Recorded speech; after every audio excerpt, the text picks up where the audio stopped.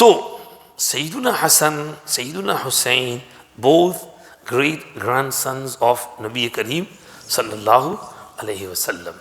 Nabi Kareem sallallahu alayhi wasallam said, Al-Hassan wal-Hussein Sayyida Shababi al-Jannah. Hassan and Hussein will be the leaders of the youth in Jannat. Meaning they were young at that time. So whosoever dies in young age, their leaders in Jannat will be Sayyiduna Hassan and Sayyiduna Hussein. He said regarding their mother, Fatima tu Sayyidatu Nisa'i Ahlil Jannah. Fatima will be the leader of the ladies of Jannah. And he said regarding Ali, Aliyun minni wa ana min aliyin wa la yuaddi anni illa ana aw aliyun. Man kuntu mawlahu fa aliyun mawlahu. Fazail of Sayyiduna Ali. Sayyiduna Ali karramallahu wajhahu is the Khalifa of Rasulullah sallallahu alayhi wasallam. When his time came, the right time for his appointment, he was the one who deserved it. He became Khalifa. Because when Nabi Kareem sallallahu alayhi wasallam died, Sayyiduna Ali was only in his 30s. Sayyiduna Abu Bakr was in his 60s. When he died, Sayyiduna Umar was in his 60s. When he died, Sayyiduna Uthman was in his 60s. And when he died, Sayyiduna Ali was in his 60s. So that was the right time for their order of Khilafat. Sayyiduna Ali karramallahu wajhahu has huge fadail, manaqib. Nabi Pak sallallahu alaihi wasallam gave him his most beloved daughter, Hazrat Fatima radiallahu anha. He is the first person to embrace Islam among the young, the minors. The first among men is Sayyiduna Abu Bakr. First among women is Sayyidatuna Khadija. The first among boys is Sayyiduna Ali, because he was only 10 when he embraced Islam. And the first among slaves or freed slaves is Hazrat Sayyiduna Zayd ibn Haritha radiallahu anhu. So, the whole family are blessed. Sayyiduna Ali, Sayyidatuna Fatima, Sayyiduna Hassan, Sayyiduna Hussein. Nabi Pak sallallahu alayhi wasallam nurtures them, brings them up. You know, we love our children. Sometimes we give them things we shouldn't be giving them. We buy them mobiles. Young kids don't need mobiles. When we were young, we never had mobiles, we never had phones. There were no phones in our homes. But life used to go on. I remember there was no phone. We had to go to the phone booth if we had needed to phone someone or somewhere. In Darul Uloom Bari, when I went to study in 1978, in the whole Darul Uloom there was only one phone. And there used to be queue if we wanted to phone home. And you had to put in 2 pence to phone, and then it went to 5, and then it went to 10 pence minimum. So mobile phones are not needed. We buy them and then kids go on mobile and their lives are wasted. Nabi Kareem sallallahu alayhi wasallam once saw Sayyiduna Hassan. There was some dates, khajurs of sadaqah. And Sayyiduna Hassan took one khajur from the sadaqah and put it in his mouth to eat. Nabi Kareem sallallahu alayhi wasallam saw him, and immediately he rushed, wait. He went and took it out of his mouth and put it back. And he said, do you not know that we are not allowed the mal of zakat and sadaqah? We can't eat it. It's haram for us. This is sadaqah. We can't eat it. You see the training. We would have thought that, well, it was only a date. Yeah? What harm would have happened if he ate it? But no, Nabi Kareem sallallahu alayhi wasallam wanted to nurture his grandchild and instill in his mind that what is not allowed is not allowed. What is haram is haram. Even this one khajur is haram for us. You can't eat it. So we have to nurture our children like Nabi Kareem sallallahu alayhi wasallam nurtured his grandchildren in spite of his immense love for them. He loved them. But that does not mean in your love you let them do everything which is wrong as well. So he nurtured them beautifully. Once Hazrat Fatima radiallahu anha had put on their hands 2 bracelets of silver. And they came running to meet Nabi Kareem sallallahu alaihi wasallam. And Nabi Kareem sallallahu alaihi wasallam said, what is this, Fatima? Silver bracelet. No, not allowed for a man. He said, take them off. Take them off now. And he called Thawban. And he said, Thawban, take these and give them to so and so poor people. I don't want this type of zinat and beauty on my children. And then he said, get some bracelets made from ivory. ivory, हाथी दांत से बने हुए दो ले आओ, वो cheap quality है. That's all right, it's like plastic. And he put them on to make them happy, cheer them up. He said these silver bracelets, gold bracelets are not allowed for men, they're not allowed for boys either. What men can't wear, they shouldn't put on the children as well. So he nurtured them, their tarbiyat. This is called tarbiyat. He did their tarbiyat. And they were really pious, muttaqi, parhezgar. भाई मगरिब कितने बजे है? 9:45. देर है, भी बोल सकता हूँ 45 तक के नहीं? अच्छा, माशाअल्लाह यहाँ मगरिब काफ़ी टाइम है, हमारे यहाँ तो जल्दी है, क्योंकि अभी बहुत बातें बाकी हैं. अब मैं winding up now. Sayyiduna Hassan Hussein spend their time with Nabi Kareem sallallahu alaihi wasallam. Their upbringing is done in a beautiful manner. Nabi Pak sallallahu alaihi wasallam passes away from this dunya. Sayyiduna Abu Bakr Siddiq radiyallahu anhu is the Khalifa. Their bond and connection with Sayyiduna Abu Bakr Siddiq radiyallahu anhu is very strong. People say there was animosity, hatred, bughz, keena, nafrat between Abu Bakr and Ali, between Abu Bakr and Fatima, between Abu Bakr and Hassan Hussein. This is all wrong, my friends. There was no hatred, no grudge, nothing between them. They were all Bahami, Shiro, Shakar. Extreme love among them. In Sahih Bukhari, there is riwayat. Sayyiduna Abu Bakr Siddiq radiyallahu anhu comes out of the masjid. Sayyiduna Ali is with him. They're both walking and they see Hassan playing with kids. Sayyiduna Abu Bakr radiyallahu anhu takes him, hugs him, kisses him, and then he puts Hassan on his shoulders, lets him ride on him like his Nana Jan used to let him ride. Because Sayyidina Abu Bakr had seen him, that once Nabi Pak sallallahu alayhi wasallam took Hassan and put him on his shoulders and he was walking with him. So someone remarked, "Oh, bhai Hassan, you got a beautiful ride." And Nabi Pak sallallahu alayhi wasallam said, "And the rider is also very beautiful." So he had seen Sayyidina Rasulullah sallallahu alayhi wasallam loving his grandson. So he put him on his shoulders, gave him a ride, and he was walking, and he said to Sayyidina Ali, "Bi abi shabihun bin nabi, laysa shabihan bi Ali, wa aliyun yadhak." May my father be sacrificed for this child. This child looks like his Nabi, not like Ali. He is like Nabi, not like Ali. And Ali was smiling and said, "You're right." Because Hassan was a copycat and look-alike of his Nana Jan. He resembled him so much. He reminded people of Nabi Kareem sallallahu alayhi wasallam. So Sayyidina Abu Bakr said he resembles Nabi, not Ali. And Ali was smiling and he said, "You're right, Abu Bakr." This shows that love and muhabbat among them. When Sayyida Fatima radiyallahu anha was unwell, she was on her deathbed. Sayyiduna Abu Bakr's wife, Asma binti Umais radiyallahu anha, was her nurse. She attended to every detail of her illness, and she used to provide medicine, look after her, take care of her.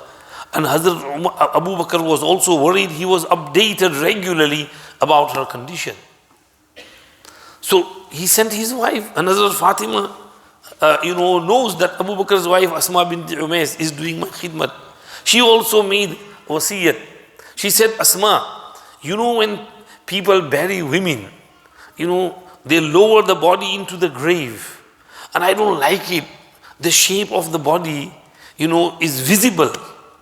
Is there something that can be done?" And Asma said, "Yes, I have been to Habasha, and the Christians of Habasha, Ethiopia, when lowering the body of a woman, they bring a sheet, a chadar, and they cover it, and then they lower the body. We bury in coffins, but they didn't bury in coffins. They used to just bring on a stretcher and take the chadar away and lower the body and put it in the grave." So Fatima said, "Can you please tell people to do that for me?" And Asma said, "No problem." She passed on that instruction, and that's how Hazrat Fatima was buried. And from that time, this sunnah of covering the body with a sheet when lowering into the grave. from Hazrat Fatima radiallahu anha. So there is great love between Sayyiduna Abu Bakr, Sayyiduna Ali, Sayyidatuna Fatima, Sayyiduna Hassan, Sayyiduna Hussein. Sayyiduna Abu Bakr radiallahu anhu dies. He appoints Hazrat Umar as his Khalifa. There is great love between Hazrat Umar and Hazrat Ahl Bayt, family members of the Prophet ﷺ.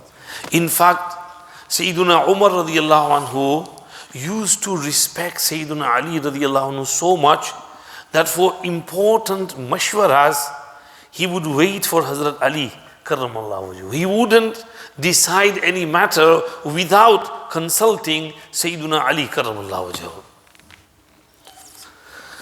Hence, the famous quote in the books of Nahw, Lawla Aliyun lahalaka Umar. And another quote, Qaziyatun wala Aba Hasanin laha. This is a Qaziyya and Abu Hasan is not here. I wish he was here. Why is he not here? Hazrat Umar radiallahu anhu would not decide anything without mashwara of Hazrat Ali karramallahu wajhu. Many cases can be mentioned. For example, this Muharram Tarikh. Hazrat Umar radiallahu anhu is the one who started this Tarikh from Muharram and Hijrah. Long story behind it. Briefly, one of the governors wrote to Sayyidina Umar that you write letters to us. One letter comes, then another comes. Sometimes we get confused which one is the first and which one is the second. Can you please write some date so we can realize this is the first letter and this is the second letter? So Sayyidina Umar said, he's right. So he gathered the Sahaba. What shall we do? Someone gave mashwara, you should start from the birth of the Prophet ﷺ. Someone said from the death of the Prophet ﷺ. Sayyidina Umar said, no. From birth is other people's, way. Death is something which is painful. We can't remember the death all the time. He said, Sayyidina Ali was silent. What's your mashwara? He said, I think you should start from Hijrah. Because Hijrah is the time when Islam was on the ascendancy. He took the mashwara of Sayyidina Ali and said, we start from Hijrah. Month, someone said Ramzan, someone said Rabiul Awwal. But there was mashwara regarding Muharram, and Hazrat Umar said Muharram is right because normally Zul Hijjah finishes, Hajj finishes, people settle in their home. Most people reach their homes after returning from Hajj. And Hajj is something which gives a person fresh start, new life. All the sins of the past are forgiven. So we should start our new year from Muharram. So he started from Muharram. This mashwara was given by Hazrat Ali karramallahu wajhu and Hazrat Usman Ghani radiyallahu anhu. Both gave these mashwaras. So he used to make mashwara where there was mas'ala of people drinking alcohol. What punishment should they be given? Because Nabi Pak sallallahu alaihi wasallam sometimes would just tell people to shame him. Sometimes they would hit him with stick or rope or anything that was there, sandal or shoe. Sometimes he flogged 40. So Sayyiduna Ali karramallahu, because cases increased. So Hazrat Umar said by in previously time of Huzur and Abu Bakr there were few cases. But now there are lots of cases coming because Islam is spreading. So we should make something, fix something, and that is one for all and everyone. So everybody gave their mashwaras. Sayyiduna Ali was silent. So Hazrat Umar said, Ali, why are you silent? Say something. And Sayyiduna Ali said, Amirul Mu'mineen, I feel that you should give him 80 lashes. Because when a person is drunk, he says all sorts of things. And he slanders, he accuses, he swears. And the had of accusing someone of zina is 80 lashes. So the drunk should be given 80 lashes as well. Sayyidina Umar said, this is right, we will do this from now on. So he fixed the had of a drunkard as 80 lashes. So main mashwaras he used to make with Hazrat Ali karramallahu wajhahu. There was love among them. And you won't believe it. Sayyidina Umar once said to Sayyidina Ali, Ali, I have heard Nabi sallallahu alaihi wasallam say that on the day of Qiyamah, all relations will be cut off and severed except my relation which will remain. I want that relationship with Nabi Kareem sallallahu alayhi wasallam. Sayyiduna Ali said, Ummul Mumineen, are you hinting towards Kulthum, my daughter? Because Sayyiduna Ali had 5 children from Hazrat Fatima. Hassan Hussain, Zainab, Kulthum, and Muhsin. Muhsin died in his infancy. Zainab and Kulthum survived.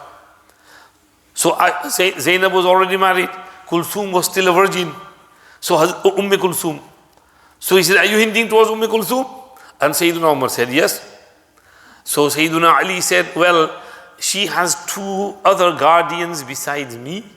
I will consult them and then let you know.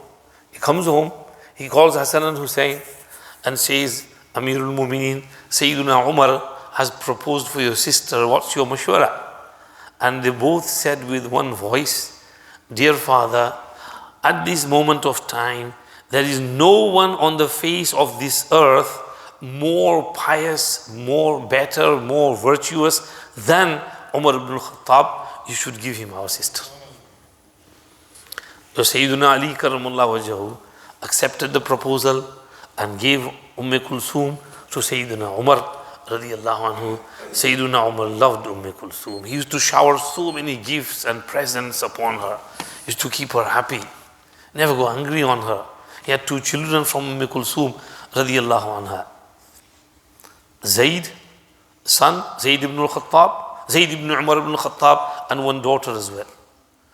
So that was their happy life, Sayyidina Umar with Sayyidina Ali and their connection. You know, if you hate someone, would you give them your daughter? If Ali hated Umar, would he give him his daughter? He liked him, he loved him. There was so much love among them. You know, what can you say?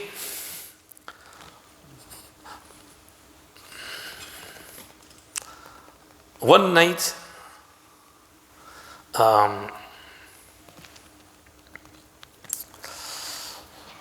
Sayyidina Ali Karramallahu Wajhahu sees a dream that Nabi Kareem Sallallahu Alaihi Wasallam led Fajr namaz. It was, now remember, it's the time of Khilafat of Umar Radiallahu Anhu.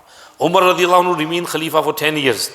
So during his reign, Khilafat, Sayyidina Ali saw this dream. That it was Fajr time, Nabi Pak Sallallahu Alaihi Wasallam led Fajr namaz, he read a certain surah. And then after Salah, he turned around, he faced the people. He was reading his awrad and azkar. A lady came with a basket of dates. And there were beautiful, large dates in there. Sayyidina Ali was there. Sayyidina Rasulullah Sallallahu Alaihi Wasallam called him over and gave him 2 dates. He says they were really beautiful, sweet and tasty. I ate them. He says, I woke up in the morning, prayed my tahajjud, went for Fajr, and he prayed Fajr at the same spot which he saw in the dream. Sayyidina Umar led Fajr, he read those same surahs. After Salah, Sayyidina Umar turned around. He was reading his wazaif and awrad. A lady came with a basket of dates and gifted it to Hazrat Umar radiallahu anhu. Sayyidina Umar radiallahu anhu took 2 dates and gave to Sayyidina Ali, and they were really tasty, large, beautiful dates. Sayyidina Amirul Mumineen, Sayyidina Ali Karramallahu Wajhahu said, can I have some more? And Sayyidina Umar said, if Rasulullah had given you more in the dream, I would have given you. Now what is this? Sayyidina Ali never told Hazrat Umar about the dream. Sayyidina Umar had kashf. This is called, mulaqat and meeting of arwah and souls in alami arwah. So Sayyidina Umar was there in that alami arwah when Sayyidina Ali was there, and he saw the whole incident. That is why he said, if Huzur had given you more, I would have given you more as well. Sayyidina Ali smiled. You're right. This is their muhabbat, my friends. I'll move on now. Sayyidina Umar is martyred. He used to look after Hazrat Hassan Hussain really well. There's so many incidents of that. He used to give them special gifts, special clothes from Yemen, special clothes for them, especially soon, tailored, made to measure. He used to look after them very nicely. They grew up. He dies in the year 24 after Hijrah. Sayyidina Usman becomes Khalifa. Sayyidina Usman is their Khalu, because their mother is Fatima. And their Khala, Hazrat Ruqayya and Hazrat Kulthum, were in the nikah of Usman. So Usman is their Khalu. So there's so much muhabbat among them. Hazrat Usman used to shower gifts, presents upon them.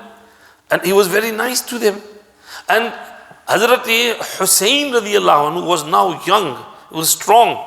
He went into many battles towards Azerbaijan and Khurasan, and many of those areas were conquered by the armies in which Sayyidina Hussein was a member of that army, a soldier in those armies. In the time of Usman Ghani radiallahu anhu, in the Sindh areas, in the Khurasan, Mawara'un Nahr, the Uzbekistan and Tajikistan and these areas were conquered, Bukhara and Samarkand. Hazrat Hussein was in those battles. He was a main part, one of the main parts of those battles.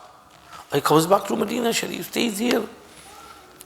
At the time of Shahadat Usman, when the rebels had surrounded Hazrat Usman's house for 40 days, Sahaba asked Hazrat Usman, you give us permission, we'll fight them and move them away from here.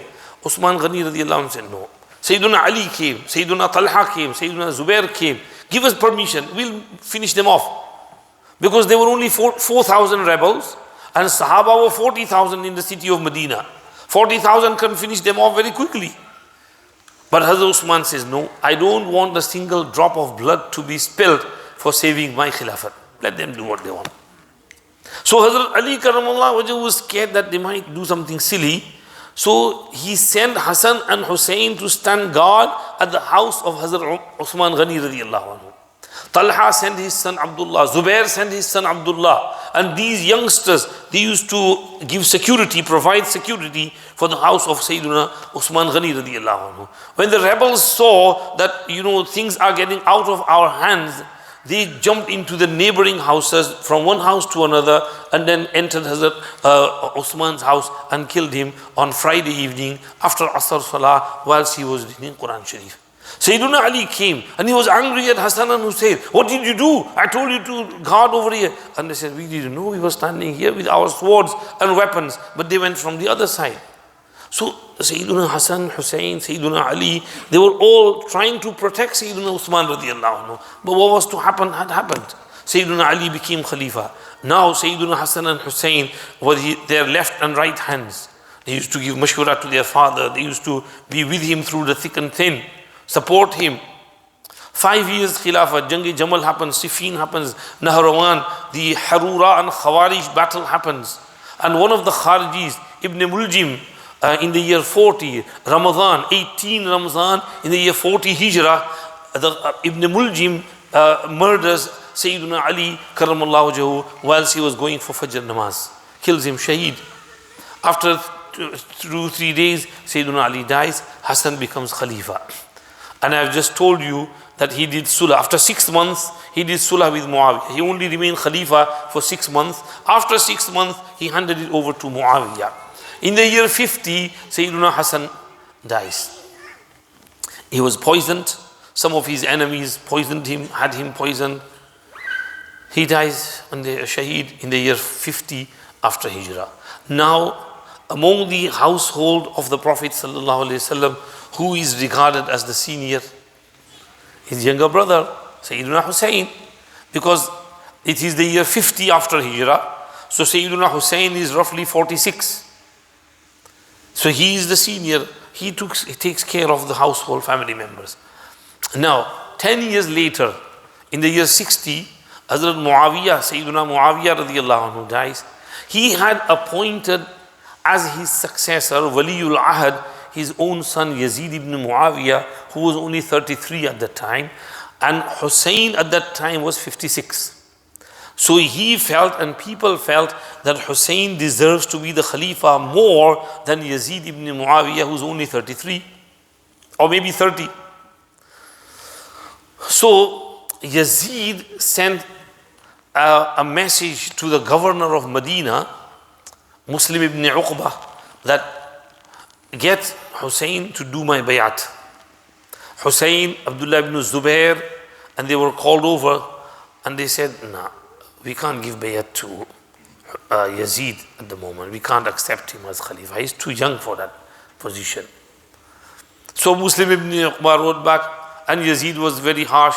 In the meantime, these, Abdullah bin Zubair, Hussein, they left Medina and they traveled to Makkah Mukarramah. Now, Yazid removed the governor of Medina and replaced someone in his place. He said, you made a mistake, why did you let them go, whatever. Then Hazrat Hussein was in Makkah Mukarramah. Time passes by. The people of Iraq wrote to Sayyidina Hussein that we know that you deserve Khilafat more than him. We have not pledged our allegiance to him. We want to pledge our allegiance to you. You come to Iraq, Kufa, we will give you our support and we will give you our pledge.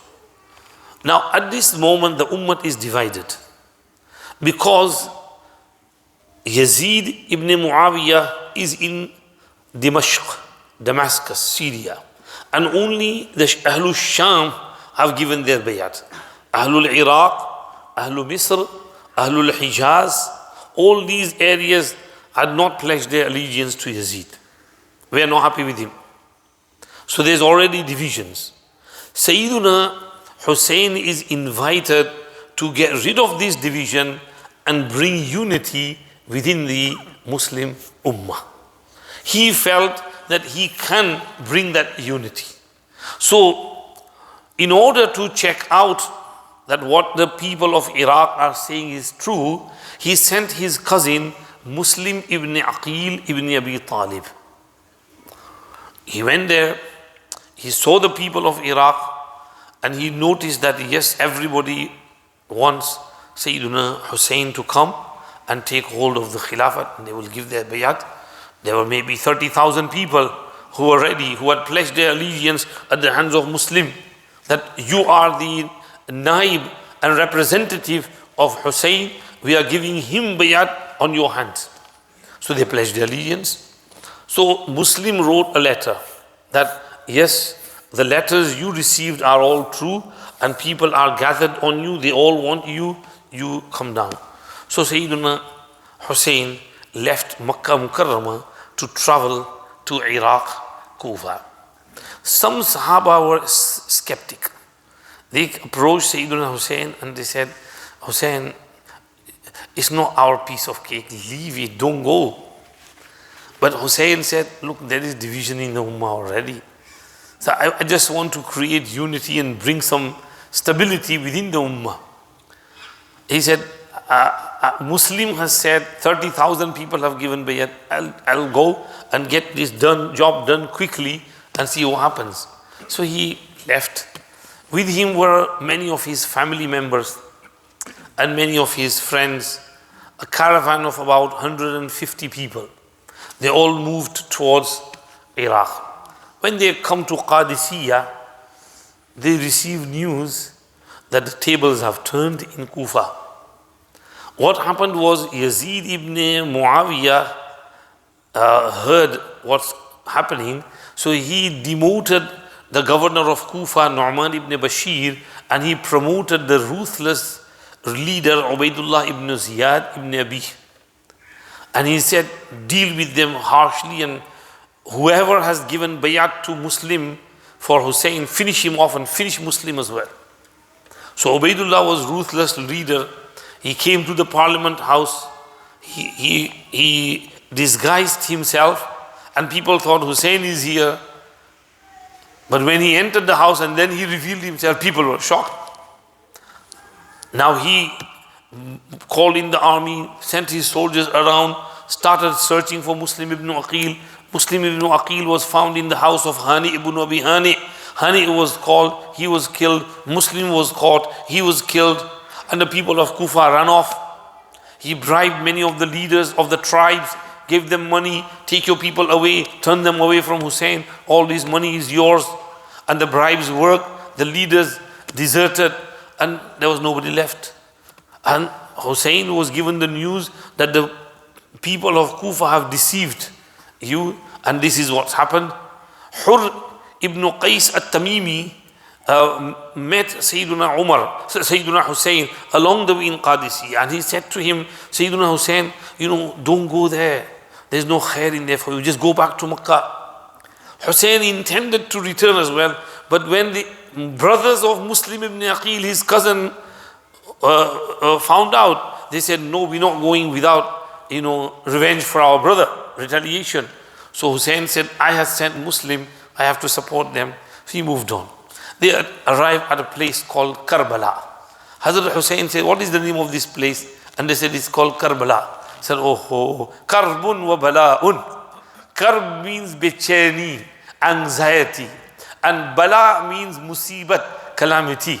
This place is a place of karb and bala, anxiety and calamity, musibat or bechani. And that's exactly what happened. Ubaidullah bin Ziyad sent an army of 4,000. And Hussein has only 150 with him. What is 150 in comparison to 4,000? They surrounded Sayyidina Hussein. And, they said, proposed many things. Sayyidina Hussein also proposed, but they forced him to do things which were against the principles of Hussein. They said, you have to come with us to Kufa and give bayat to Ubaidullah bin Ziyad. Sayyidina Hussein said, who is Ubaidullah bin Ziyad? He is not the Khalifa, he is only governor. I will go to Yazid, I'll settle with him. They said, nope, you can't go, you have to do this. Sayyidina Hussein said, okay, we don't want fight, just let us go back where we came. Nope, you're not going. They surrounded him. No, you can't have this. They stopped water. He was unable to get to the river to get drinking water. He was surrounded from all sides. Sayyidina Hussein said, okay, if you want fight, then, wait, give us respite till tonight. We'll see tomorrow. Tomorrow was Friday, next day. At night, he spent the night in Tahajjud Salah. When he rested a little bit, he saw his Nana Jan in his dream. Nabi Kareem sallallahu alaihi wasallam came in his dream and said, Hussein, don't worry, be patient, be patient. You can join us tomorrow. So he realized that I'm going to be Shaheed. And this was prophesied by Nabi Kareem sallallahu alaihi wasallam many years ago. When Hussein was a baby, he was in his lap.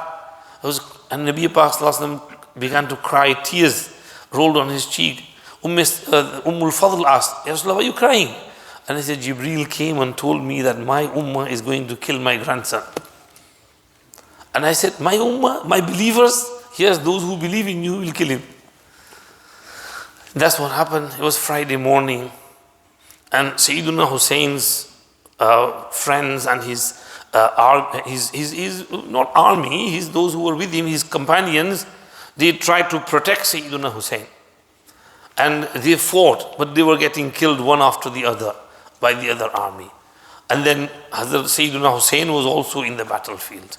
And he also was fighting bravely. The day moved on.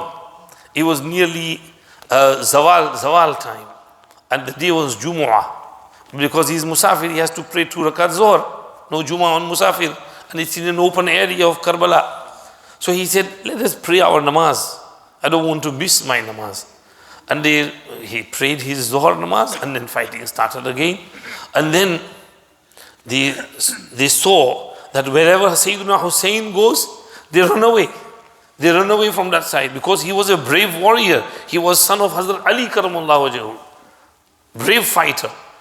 So some of the badbakht, they shot an arrow at him. And then Sinan ibn Abi Sinan al-Nakhai, he attacked him.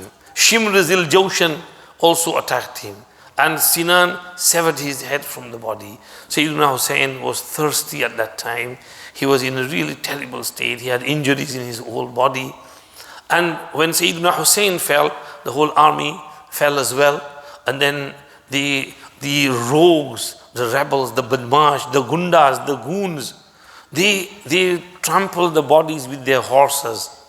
And one of them cut the head of Sayyidina Hussein and was holding it with the long zulfa hair and shaking it. And like cannibals, they were wandering around. And then they took the head of Sayyidina Hussein to Ubaidullah bin Ziyad in Kufa. Over here, Sayyidina Hussein was murdered. Inna lillahi wa inna ilayhi raji'un. May Allah elevate Sayyidina Hussein's rank in Jannat. May Allah give him reward for his shahadat and his steadfastness. May Allah reward him for his efforts in uniting the ummah.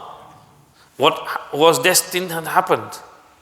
And we can't do whatever is in taqdeer is going to happen. But Sayyidina Hussein, he sacrificed himself.